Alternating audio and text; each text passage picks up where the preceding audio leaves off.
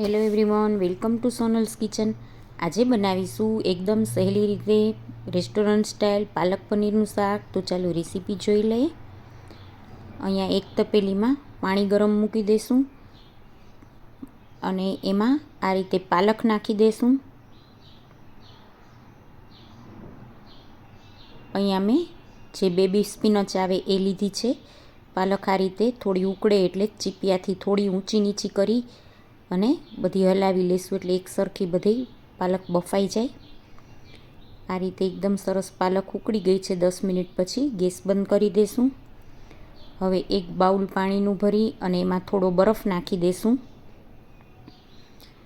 અને હવે જે બાફેલી પાલક છે એને આ બરફના પાણીમાં આ રીતે જારીથી નિતારી અને નાખી દઈશું. આમ કરવાથી કુકિંગ પ્રોસેસ રોકાઈ જાય છે અને પાલક છે એનો કલર એવો ને એવો લીલો જળવાઈ રહે છે. આ રીતે એક વખત મિક્સ કરી લઈશું.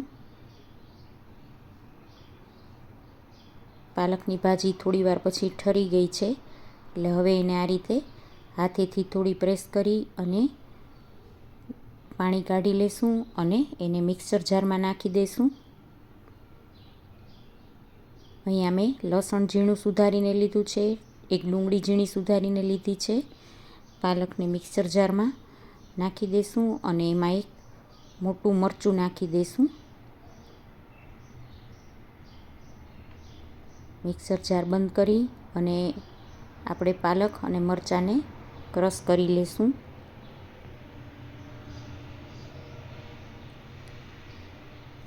પાલક અને મરચું સરસ ક્રશ થઈ ગયું છે. પાલકની પેસ્ટને આપણે એક બાઉલમાં કાઢી લઈશું.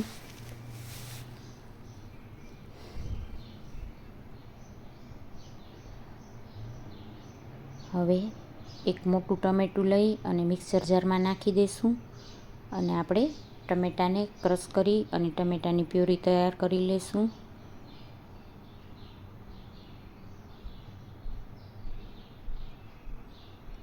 એક લોયું લેશું, એમાં એક ચમચો તેલ નાખી દઈશું.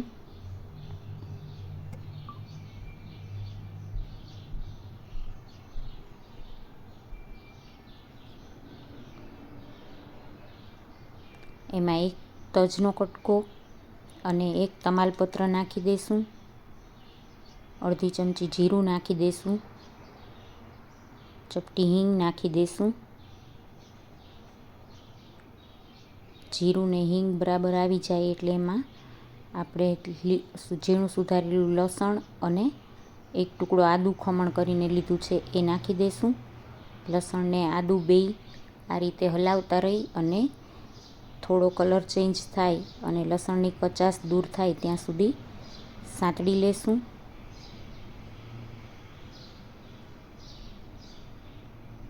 લસણ સાંતળવાની સરસ સુગંધ આવે છે. હવે આપણે લસણ સરસ કલર પણ ચેન્જ થઈ ગયો છે, સંતળાઈ ગયું છે.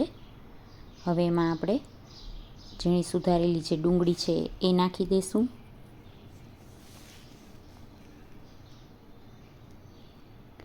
અને ડુંગળીને પણ આ રીતે હલાવતા રહી અને સાંતળી લેશું.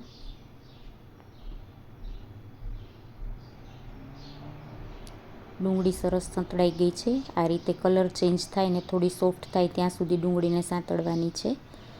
હવે એમાં મસાલા કરી લઈશું. 1 ચમચી લાલ મરચું, અડધી ચમચી હળદર, 1 ચમચી ધાણા જીરું,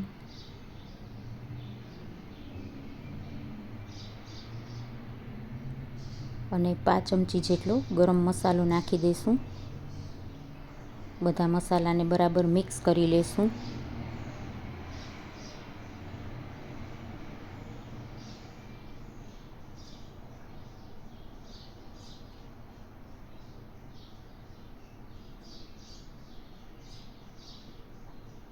હવે જે ટમેટાની પ્યુરી તૈયાર કરેલી છે એ નાખી દઈશું.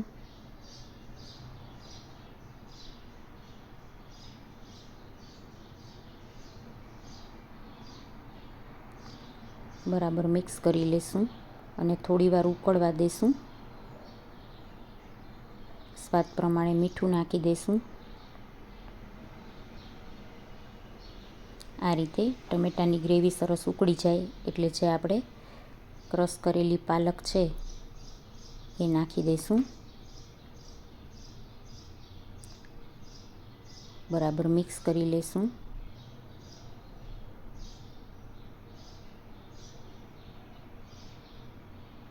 અને થોડી વાર ઉકળવા દઈશું. છેલ્લે એમાં કિચન કિંગ મસાલો નાખી દઈશું અને ગેસ બંધ કરી દઈશું. જ્યારે જમવા બેસવાનું હોય ત્યારે જ આપણે એમાં પનીર નાખશું. પનીરને આ રીતે નાના પીસ કરીને લીધું છે. બરાબર મિક્સ કરી લઈશું. હવે એમાં છેલ્લે એક વઘાર નાખશું. એક નાની તપેલીમાં 1 મોટી ચમચી જેટલું બટર ગરમ મૂકી દીધું છે. બટર થોડું ગરમ થાય એટલે એમાં ઝીણું સુધારેલું લસણ 2 થી 3 કળી લીધું છે એ નાખી દઈશું.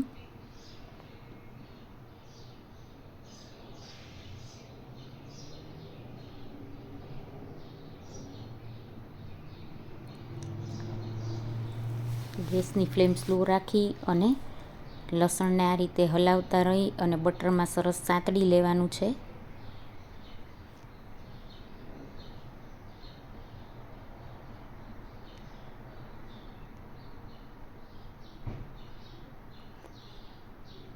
લસણ થોડું ગરમ થાય એટલે એમાં આપણે 5 ચમચી જેટલું જીરું નાખી દઈશું.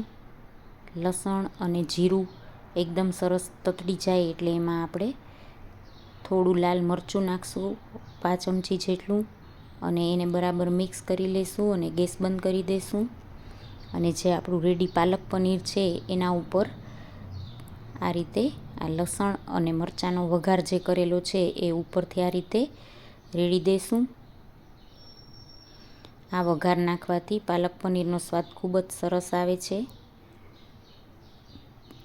આપણે વઘારમાં તેલ થોડું ઓછું મૂકવાનું અને પછી છેલ્લે આ રીતે બટરનો વઘાર નાખવાનો. સ્વાદમાં ખૂબ જ સરસ લાગે છે. તૈયાર છે પાલક પનીર. જરૂરથી ટ્રાય કરજો. જો તમને આ રેસીપી સારી લાગે તો ચેનલને લાઈક કરજો, શેર કરજો અને સબસ્ક્રાઈબ કરવાનું ભૂલતા નહીં.